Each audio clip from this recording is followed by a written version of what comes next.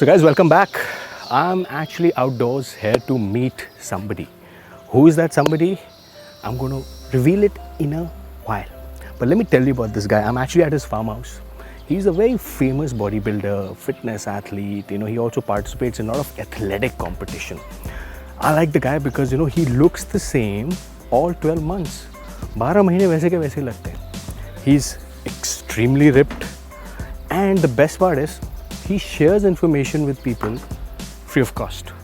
He's not one of those guys ki, you go to him and he'll start charging you a bomb, give me this much money, give me that much money. That's the only way I'm going to tell you. So today I'm going to be making you meet a gentleman which you'll thank me for, because he's going to share some really, really interesting insights with you. He's going to be talking about his diet, he's going to be talking about his training, and he's also going to be talking about his cycles.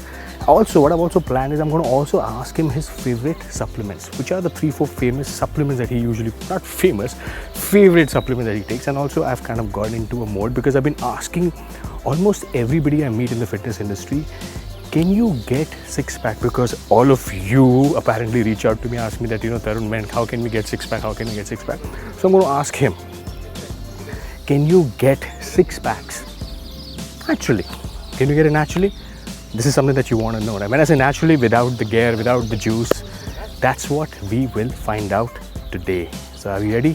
Let's go. Let's catch him in doing some training. He likes to usually train outdoors, so I'm going to catch him there just in a bit. So looks like he's training, and I'm just going to catch him while he is actually doing his pull-ups, chin-ups, whatever you want to call him. Let's go. Oh, look at that. Damn! Paji. So guys, that's Mr. Parvinder Nagra for you. Paji, yaar, how old are you? 40. He's 40. He 40 साल के हैं. And just look at him. He is a ripped machine. So Paji, क्या ये बाहर outdoors exercise का क्या scene है? मतलब you like to train outdoors? जो मैं तुम्हें एक बार इंटरव्यू दसिया सी कि मतलब मैंने आपको बताया था कि शाम को मैं जरूर आउटडोर एक्सरसाइज करता हूँ, तो उसमें ये भी एक है. Man, Paji, I want to see how you do it. So guys, you want to know how to do the right chin up? He will tell you how to do the right chin up. Just look at him.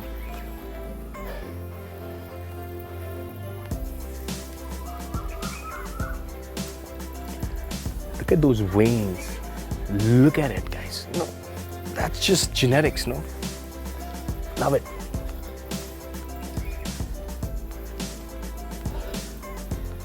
Brilliant. So let's now talk to him. So guys, welcome back. I got my mic on again. Just let me know how do you like the audio quality.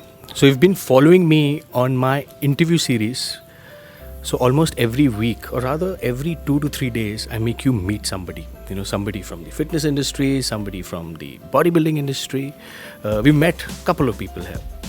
आज जिनसे मैं आपको मिलाने जा रहा हूँ is a dear friend of mine. He is a very popular name in the fitness industry. ये मेरे ख्याल से अगर आप सप्लीमेंट की बात करो, अगर आप ट्रेनिंग की बात करो, अगर आप अचीवमेंट की बात करो, तो his name will be on top of the list. मैं बात कर रहा हूँ हमारे परमिंदर नागरा जी की. So little bit about him. So Parminder ji, why am I calling you Parminder ji? ये formal interview नहीं है, it's like a regular casual interview. He's probably one of the guys जिन्होंने Mr. India को represent करा Mr. Universe में. ये मैं the reason why I like him is क्योंकि अगर आप इनकी physique को देखेंगे, he can pass out for all 3 kinds of categories. 1 is bodybuilder, 2 physique, and 3 the athletic physique. Athletic physique India में नहीं है. Athletic bodybuilding, which is you have to be under 80 kgs to participate in it, and he's competed in every competition you can think of. India में हो, चाहे abroad हो, चाहे कहीं भी हो. अभी भी तैयारी कर रहे हैं जो मैं ये बात करेंगे. तो यार परमिंदर, जस्ट आप मुझे बताओ, पंजाबी जो भी गल कर सकते हैं, but let's stick to Hindi because हमारी हिंदी ऑडियंस है. Your diet, when did you start, मतलब एवरीथिंग किस तरह स्टार्ट होया कि your challenges. So let's start with that. तो मैंने रेसलिंग भी जो है करी है. अच्छा, बैक इन योर स्कूल. हाँ जी. और उसके बाद में फिर मेरे को थोड़ा बॉडी बिल्डिंग का शौक़ हुआ, और इस तरीके का शौक़ हुआ कि बस ये फिर मेरा जो है एक पूरा का पूरा मतलब मैं इसी बॉडी बिल्डिंग में ही आ गया और पूरी अभी तक की जो लाइफ है सारी की सारी बॉडी बिल्डिंग में ही गुजार दी। और उसमें मेरे को बड़ा प्यार है इस अपनी बॉडी बिल्डिंग से। और फिर किसी को अगर नीड होती है कुछ मेरे से पूछने की या फिर उसको लगता है कि भी इनको गाइड करना चाहिए तो वो भी मैं उनको करता हूँ। तो देखिए डाइट टाइम के साथ चेंज होती रहती है।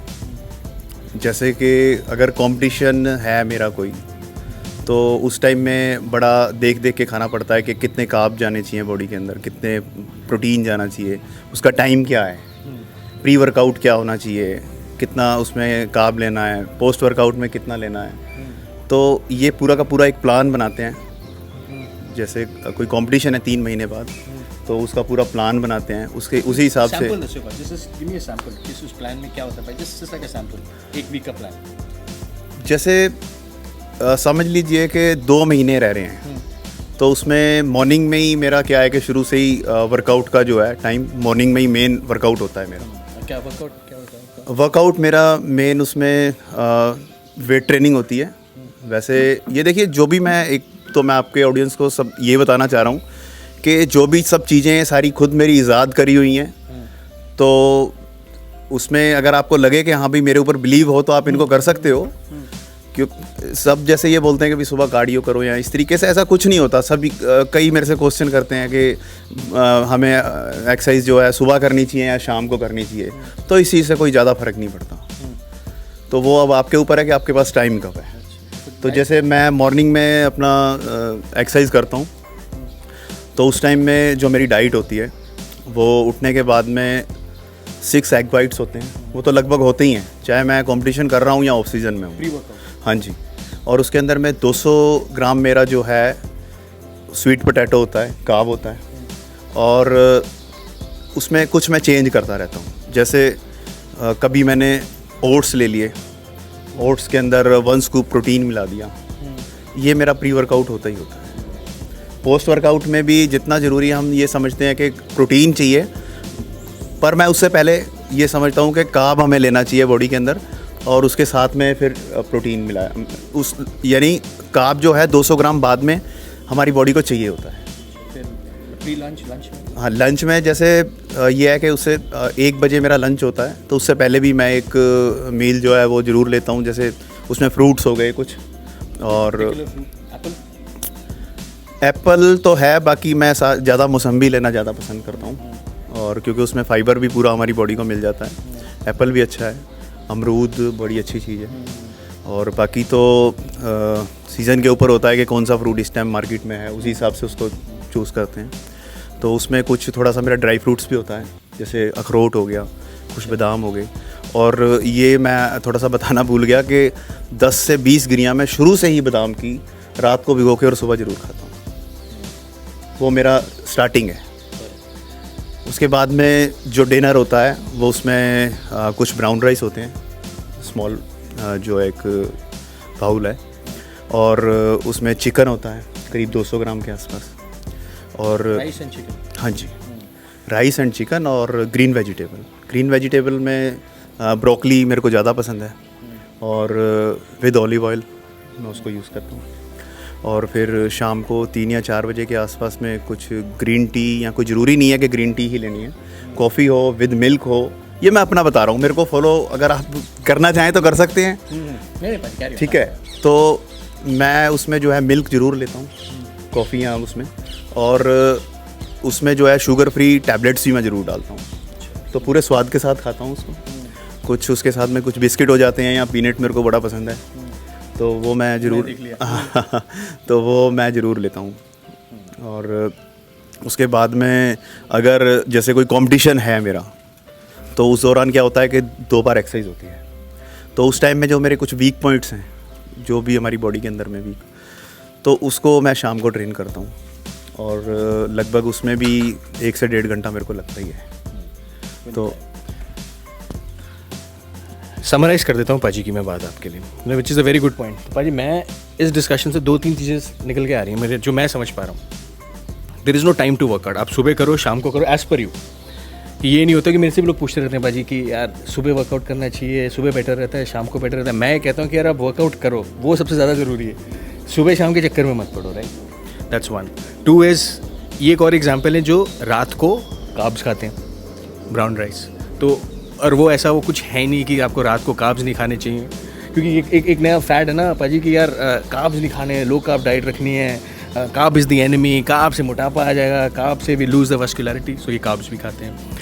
नंबर 3 जो मुझे इनकी और बात अच्छी लगी कि he is into fruits, you know. अब कहने को fruit has lot of sugar, fructose है। अब लोग कहते हैं कि फ्रुक्टोज से आपके एब्स में प्रॉब्लम आते हैं, बट मैं आपको इनकी बॉडी दिखाऊंगा तो यूल गो क्रेजी कि ये अभी तो ऑफ सीज़न ही है मेरे ख्याल से आपका, राइट। तो ही हैज़ दैट ऑल्सो। सो ये, एंड आई ऑलवेज से, ये आपका अपना तरीका है, आप कैसे अपने को, और आप किसी भी बॉडी बिल्डर फिटनेस एथलीट से बात करोगे, उनका अपना तरीका होता है हर चीज़ को मॉडिफाई करने का। कोई एक सेट रूल नहीं है कि मैं ये करूँगा वो करूँगा वो करूँगा, ये इनका अपना रूल है। तो ये खाने की बात। अब मैं बात करता हूँ पाजी, मुझे ट्रेनिंग के बारे में बताओ कि आप जो कह रहे हो कि आप कॉम्पिटिशन में सुबह शाम ट्रेनिंग करते हो, तो ट्रेनिंग का क्या पैटर्न है कि एक double body part, single body part, cardio या नो कार्डियो, उसके बारे में कुछ बताओ। उससे पहले तो मैं एक बात और बोलना चाहूँगा कि जो मैं अभी शाम के वर्कआउट के बारे में बता रहा था, उसके बाद जो शाम को जैसे आपने बोला कि कार्ब, तो उसमें मैं कार्ब में कई बार देखो मैं तो थोड़ा पनीर भी ज़रूर लेता हूँ। अच्छा। चाहे मैं हफ्ते में 2 बार लूँ, मेरा ज़रूर होता है। और उसमें थोड़ा सा ब्राउन राइस और उसमें फ़िश जो होती है मेरी, ये मेरा जो है डिनर है, होता है जो भी है हर बार। तो उसमें यह है कि कई मैं देखता हूँ, अभी जैसे जरई क्लासिक हुआ, उसमें कई बंदों ने ये कहा कि 15 दिन पहले तो हमारी बड़ी अच्छी फॉर्म लग रही थी, आज बिल्कुल हम श्रिंक हैं, कुछ नज़र ही नहीं आ रहा। तो उन्होंने पढ़ी पढ़ाई बातें हैं जो वो कर देते हैं और बिल्कुल कार्ब ड्रॉप कर देते हैं, तो अपनी बॉडी को वो ख़राब कर लेते हैं। कार्ब हम सिर्फ ये पढ़ लेते हैं कि रात को नहीं लेना, किसको नहीं लेना पहले ये देखो ना। ये सबके लिए नहीं है कि आपको नहीं लेना, ये अकॉर्डिंग टू बॉडी चेक करा जाता है कि आपको लेना है कि नहीं लेना। गोल पे भी डिपेंड करता है गोल कि आपका क्या है, कि आप जो है प्रोफेशन, मतलब आपका आप कोई कंपटीशन आपको करना है या सिर्फ ऐसे ही आप अपनी फिटनेस चाह रहे हैं।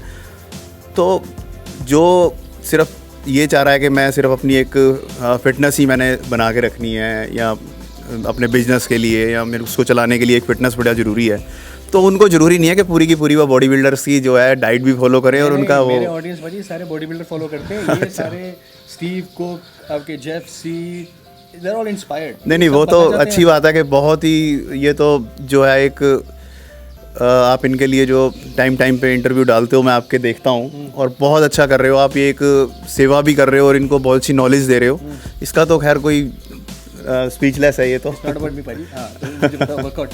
क्या double body part, split body part, क्या बॉडी पार्ट कैसे? देखिए मेरा ज़्यादा गौरव आपके साथ ट्रेनिंग करता है ना? यस। तो गौरव ने बोली ये बात मुझे कि सो गौरव टोल्ड मी, आपको याद हो अगर गौरव का हमने इंटरव्यू किया था फिटनेस मॉडल जो जेरे के लिए प्रिपेयर कर रहा था, and he is done extremely well, उससे बात करेंगे हम थोड़े दिनों बाद। वो 200 300 रेपुटेशन पाजी, मतलब मेरे को कुछ कमेंट्स आए, फीडबैक आया, लोग कह रहे यार ये पागल है क्या यार, मतलब ही डिफीट्स, मतलब ये अलग ही इसका फंडा है कि मैं बॉडी पार्ट को जला दूंगा, ये कर दूंगा, वो कोई साइंस नहीं है, मतलब as per lot of audience.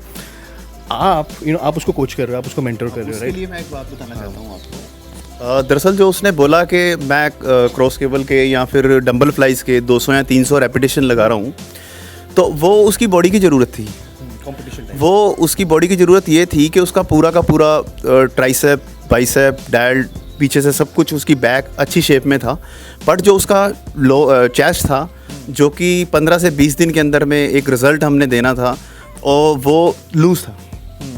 तो वो उसमें इस तरीके का कुछ हमने वर्कआउट डिज़ाइन किया कि उसको हम, और रिज़ल्ट आपके सामने था, रिज़ल्ट आपके सामने है। तो सबका मैं फिर यही कहना चाहता हूँ कि सबकी बॉडी के लिए अलग अलग से वर्कआउट डिज़ाइन होता है। तो मेन वर्कआउट जो मेरा होता है वेट ट्रेनिंग, वो मॉर्निंग में होती है। तो उसमें मेरा एक बॉडी पार्ट जो है वो मैं 100% उसको करता हूँ।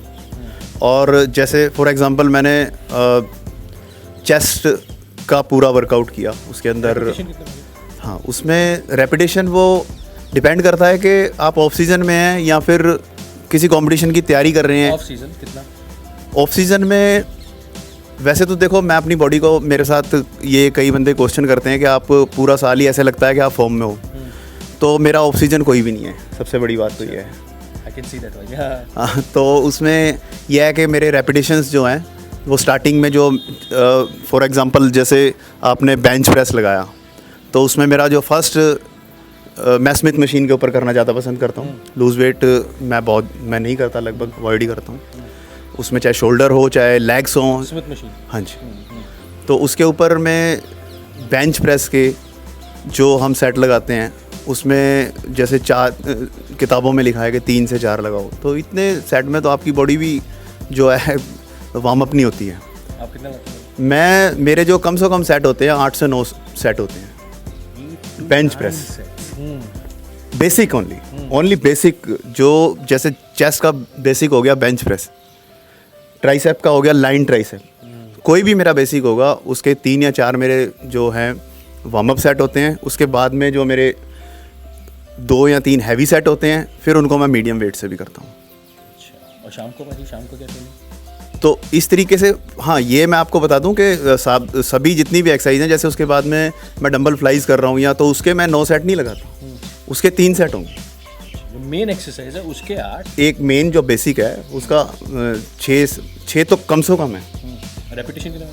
रेपिटेशंस मेरा जैसे एक सेट में, पहले सेट में हो गया, जैसे मैंने चेस्ट लगाया, बेंच प्रेस लगा रहा हूँ, तो 40 रेपिटेशंस मेरा पहला सेट होता है, बिल्कुल लाइट वेट से, बिल्कुल भी आपके जॉइंट के ऊपर प्रेशर ही नहीं आना चाहिए किसी भी तरीके का, बस आप आराम से मज़े में कर रहे हैं। उसके बाद में मेरा एक 25 रेपिटेशंस का सेट होता है, फिर 15, उसके बाद में फिर मैं बढ़ाता हूँ, पूरा लोड लेता हूँ, 3 से 4 सेट में पूरा लोड लेता हूँ, फिर उसके बाद में एक सेट फिर से लाइट का लगाते हैं, फिर उसके बाद में नेक्स्ट एक्सरसाइज करते हैं। भाई फिर अगर आपका सुबह का ये वर्कआउट होगा तो शाम को क्या करते हैं? शाम को मैंने बताया कि वैसे अधिकतर ऑफ सीजन में या वैसे नहीं करते, कोई कंपटीशन है तो उस टाइम में करते हैं।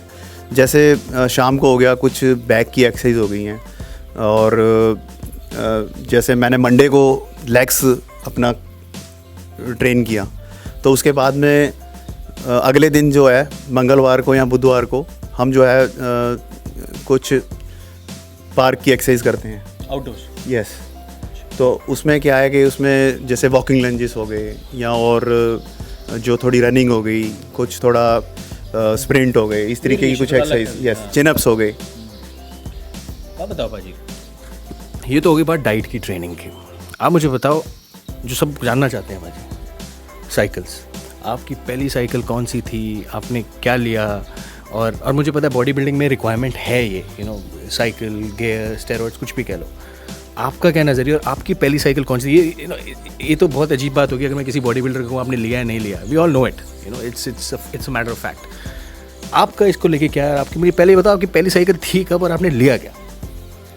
पहली साइकिल से जैसे कब से, मतलब पहली साइकिल आपकी फेवरेट साइकिल कौन सी है? मतलब एक जो आपकी लगता है कि आपको, मतलब ये स्टैंडर्ड है, मेरे चलती है, मतलब मैं साल में एक बार चला लेता हूँ। देखो, सबसे पहले मेरे को ये लगता है कि कभी भी कई बंदे क्वेश्चन करते हैं कि अभी मेरा ये कंपटीशन हो गया, मेरे को बल्क लेके आना है, तो वो सब उसमें जलेबियाँ भी खा रहे होते हैं, दूध भी पी रहे होते हैं, सारी फिजिक ख़राब कर लेते हैं।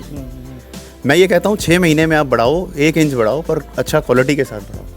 तो मैं तो जो है अगर किसी को सलाह दूंगा तो यही सलाह देता हूँ कि आप कटिंग साइकिल ही 12 महीने उनको रखनी चाहिए। कौन कौन सा आपका नहीं, फेवरेट? 12 महीने नहीं, उसमें भी एक वो है कि आपका 12 क्या गोल है। सॉल्ट बताओ, सॉल्ट बताओ, कौन सा फेवरेट सॉल्ट? फेवरेट सॉल्ट देखिए, मेरे को अनावर है, वो जो है एक बहुत अच्छी मेडिसिन है। ओरल में आता है ना वो? हाँ जी, और भाजी, इंजेक्टेबल में भी है अनावर, बट ये है कि उसमें वो थोड़ा कॉस्टली पड़ता है।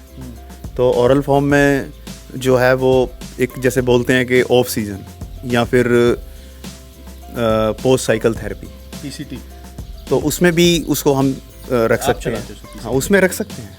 और कौन से मेजर कौन से रहते हैं बच्चों की कटिंग में? उसमें अगर इंजेक्टेबल में जाएं तो मेस्ट्रॉन है, ट्रेन एसीटेट है, वो भी डिपेंड करता है कि आपकी बॉडी, जैसे 3 महीने आपने बोला, 12 हफ्ते, तो उसमें जैसे पहले महीने अगर कुछ साइकिल आप चला रहे हो तो उसमें बॉडी जिस तरीके से चेंज होती है, नेक्स्ट मंथ उसी के अकॉर्डिंग फिर उसको चेंज किया जाता है कि कौन सा सॉल्ट उसमें डालना है, कौन सा नहीं डालना। क्योंकि हम किसी को ये बैठ के बताते हैं कि आपको 3 महीने ये करना है, तो समझ लीजिए उसे कोई नॉलेज नहीं है।